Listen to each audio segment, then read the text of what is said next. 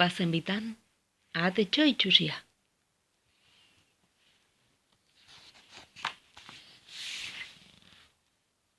Bazen bitan, Angela izeneko ahate bat. Basarri lasai batean bizitzena. Angela, ama izatekotan zen. Lau arrautza erruntzituen bere abian, eta gau eta egun txitatzen zituen, bero egon zitezen, kumeak ondo jaiotzeko. Udaberriko goiz eguzkitsu batean, ohikoa baino mugimendu handiago asomatu zuen bere abian. Izuturik altxatu eta arrautzetako 3 pitzatzen hasiak zirela ohartu zen. Minutu gutxiren bueltan, 3 ahatetxoren buruak ikusi zituen. Osko lapurtzea lortu baitzuten. Hain ziren txikiak, baina berehala ekin zioten ibiltzeari, amaren gainera igotzeari eta lehenbiziko kuakua hotxak behin eta berriz errepikatzeari. Laugarren arrautzak, guztietan handienak, artean ere osorik jarraitzen zuen. Angelak denbora gehiago itxaron beharko zuen beraz, azken kumea ezagutzeko. Lehenengo egunak nekezan izan ziren ama izan berriarentzat. 3 ahatetxoak zaindu behar zituen, baina azken arrautza txitatzen jarraitu ere.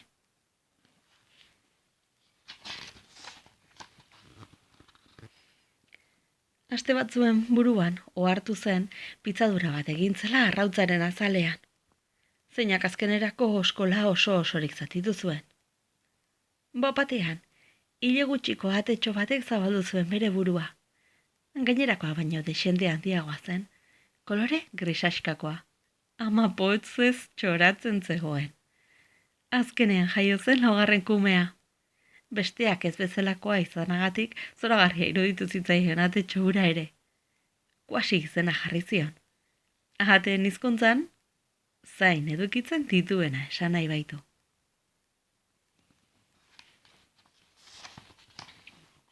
Angela, baserrian zehar paseatzera atera zen bere 4 ahatetxoekin, harro eta zoriontsu zegoen. Okuilu aurretik igaro zenean behi bat atera zen eta horrela esan zien, jaio alda, zorionak ba. Kuasik amaren atzealdean burua zuen, atera zuen. Zeinen ahatetxo itxusia, monstro bat irudita, marmar egin zuen ura ikustean. Amak ondo baino hobeto entzun zuen behiak esandakoa, eta ohartu zen 2 malko handi erortzen ari zirela semearen aurpegian behera, mindurik behiari so gelditu zen. Itxusia iruditzen altzaizu nire semea, galdetu zion haserreari nola edo ala eutsiz. Tira, handia da, hile gutxi duna eta oso kolore arrarokoa, erantzun zion behiak. Baina azkenaz ari naiz, gainerako 3 zoragarriak dira. Nire ustez ederra daba, oso, agian gainerakoekin alderatuta epaituko ezpazenu, zeuri ere alaxe irudituko litzaizuke. Ez da pentsatu ere, ahatetxo hori itxusia da takillo. Iardetxi zion behiak. Eta, zego hartu altzara, adarrik ez duen behi bakarra zarela ukuluan. Eta ohartu altzara zure kolorea gainerako behiena ez bezalakoa dela, esan zion Angelak. Eta behiak muturra okertu zuen. Eta ere, jarraitu zuen ahateak, nire ustez berezia indartxu eta kementxu zara. Zeuri begiratzen dizudalako, eta etzaitudalako gainerakoekin alderatzen. Neska, pentsatzen jarrita, arrazoi duzu. Ahatetxoa egiazki ez da itxusia ere. Baina besteekin alderatuta hain desberdina denez. Zuzen zabiltza, esan zion ahateak. Halare, desberdina izatea ez da hobea edo okerragoa izatea. Horixe besterik ez da, desberdina izatea.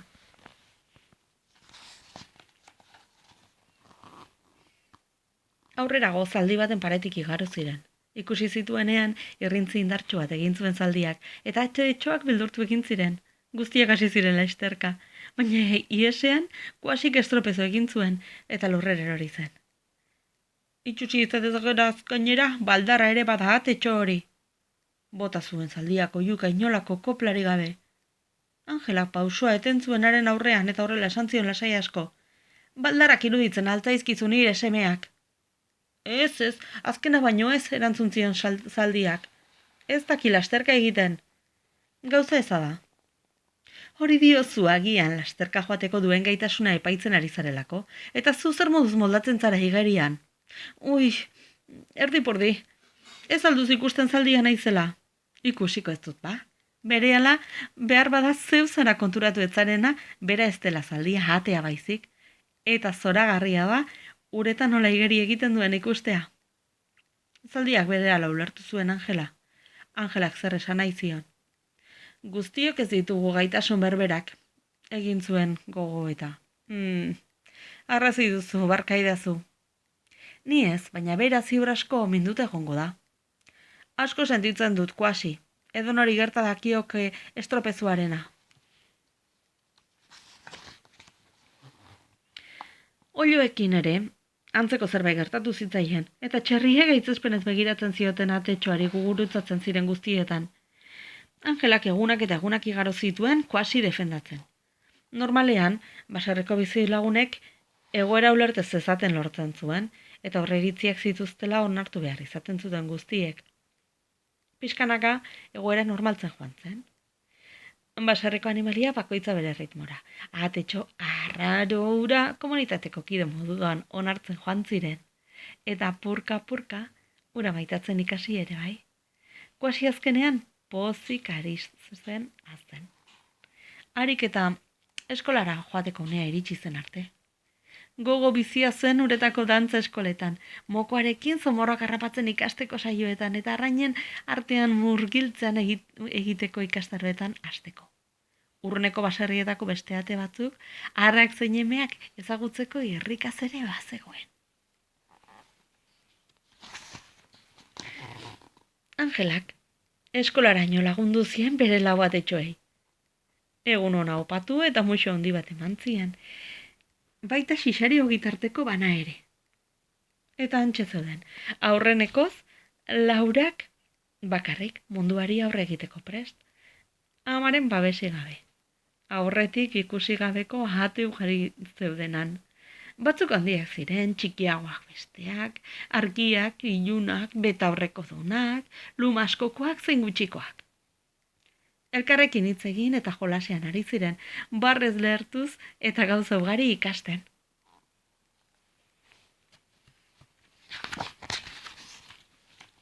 Bapatean, baina, giro aldatu zen. Barreak isilune bihurtu ziren. Jolasaketen eta begiradako ibeldu egin ziren. Bekozko iluneko atetxo bat azaldu zen. Hain zen handia, atetxo bat baino gehiago atetzarraz baitzirudien. Taldean aurrera eginez joan zen, bat ibultza beste alboratu eta hirugarrenari ilumetatik tira. Guztiak aldendu zirenaren bidetik, guztiak kuasi izan ezik. Kendu pareti monstro alakoa, egin zion oiua atetzarrak. Hortik ere joan zaitezke, erantzun zion kuasik, beldurtu antzean, naiz eta disimulatzen alegindu. Zer diozu, erantzun zion mehatxuz, nahi dudan tokitik joango naiz. Bultza egin eta lurrera bota zuen. Atetzarraren atzetik beste bi ate txikiago pasatu ziren. Beti joaten ziren atetzarrarekin batera, eta albatik igarotzean ostiko bat eman zioten kuasiri. Altxatu zenean, kuasi ohartu zen, gainerakoa geldi zeudela beldurrez akabatzen. Beste alde batera begiratzen zuten, gertatu berria ohartu ez balira bezala. Haien artean zeuden ere, bere hiru anaiak.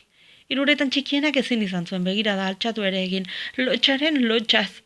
Alabaina kuasiri hitz egiten lehena izan zen. Hobe duzuarekin gehiago ez gurutzatu. Kuasi, esan zion. Anaiatxo, ez nahi nire bidetik aldenduko atetzar horrekala nahi duelako gurutzatu ala ez, bion erabakia izango da. Baina, ez alduz ikusi, ikaratuta daude guztiak. Kuasi, ez aztu eskolara iritsi berria garela, ohartarazi zion anaiak. Gure lehenengo eguna da, eta ez nuke arazorik izan nahi. Ondotxo dakizu, baserrian burrak eta iraina jasan behar izan ditudala animalia gehienen ahotik. Zergatik? Ez dakit, agian desberdina naizelako, baina hortxe zegoen ama, guztiei aurre eginez eta ikusarazik eurak zirela okertzu denak, ez dut nik bururik makurtuko orain. Ahatetxoak, asperen egin zuen. jakin bazekien kuasik arrazoi zuela. Baina itxura zerrazagoa zen ez zer gertatuko ez balitz bezala jokatzea eta liskarra saiestea. Orduan, amak beti esaten zien zerbait etorri zitzaion gogora. Egoera bidegabe batean, esku hartzen ez baduzu, hala gertadadin onartzen ari zara. Eta egia esan, zeurea ere izango da errua. Hurrengo egunean, gertakari bera jazo zen eskolan. Lau atetxoak ikaskideekin jolasten aritu ziren, ariketa atetzarra iritsi zen arten. Ordukoan baina, bestelako zerbait gertatu zen. Atetzarra zuzenean joan zen kuasirengana, eta honela esan zion. Zomorro alena, kendu paretik. Ez da zomorro bat erantzun zion anaia txikiak. Kuasiri txintik esateko astirik eman gabe. Hara, ez zaigu heroi berri bat azaldu taldetxoan. Hasi zen isekaka atetzarra, anaiari aurre eginez. Esango nuke bat baina gehiago gaudela, esan zion bere anaia batek, kuasiren alboan jarriz. Eta emeak ere bagaude, erantzi zuen ahatetxo eme batek ego bat sorbaldan jartzen ziola. Eta horrela, apurka-apurka, eskolako ate guztiak hurbilduz joan ziren. Eta kuasiren alboan jarrita, zirkulu erdi moduko bat eratu zuten ahatetzarraren parean. Ahatetzarra, gainerako ate guztiak kuasiren alde zeudela ikusita, txiki sentitu zen lehenengoz, naiz eta tamaina handia izan. Ez nago hemen zu gogaitarazteko, esan zion kuasik. Hemen nago, hemen txego nahi dudalako, besterik gabe, eta zuk ez duz eskubiderik kenadin agintzeko. Ahatetzarrak ingurura begira jarraitzen zuen, zer demonio gertatzen zen jakinei baitzuen. Aurregin beharrean, zergatik ez duzu gurekin bat egiten, jarraitu zuen kuasik. Ahatetzarra nasirik zegoen, ez zegoen ohituta gatazkak elkarrizketa bidez konpontzen. Aitzitik, oihuka, kolpeka eta mehatxuka jarduten zuen beti. Egoera berriar pentsarazi egin zion. Buelta erdi hartu eta ospa egin zuen.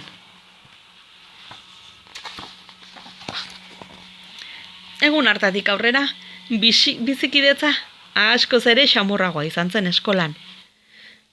Ikasi zuten batasunak indarra dakarrela, eta batez ere egoera bidegaben aurrean begiak istea erasotzailearen alde zaudela adierazten duela.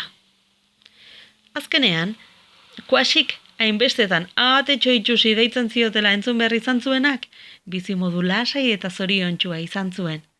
Denborak aurrera egin zuen, kuasi hazi egin zen, eta zisne edo beltxarga dotore bihurtu zen.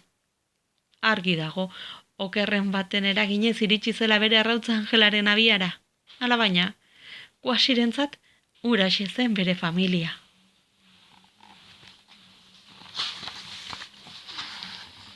Bazetorren berriz negua. Hegazti migratzaile ugari igaro izen baserri gaineko zerutik lurre pelagoen bila. Egun batean, zisne familia batek kuasi ikusi zuen goikoitik. Baserri batean beltxarga ikustea zera harrituta, arekin hitz egitera jaitsi ziren. Baina zer demontre egiten duzu bezalako zisne eder batekain itxusiak eta doteritziarik gabeak diren ate hori ezinguratuta bota zuen zisnerik handienak. Itxusiak diozu, erantzun zion berehala kuasik. Eder askoak dira banire ustez. Kuasiren anaiek irribarre egin zuten, eta Angelak arro begiratu zion semeari. Besarkada erraldoi batean murgildu zen familia osoa, eta beltxarga bidaiariek euren hegaldiari ekin zioten berriro.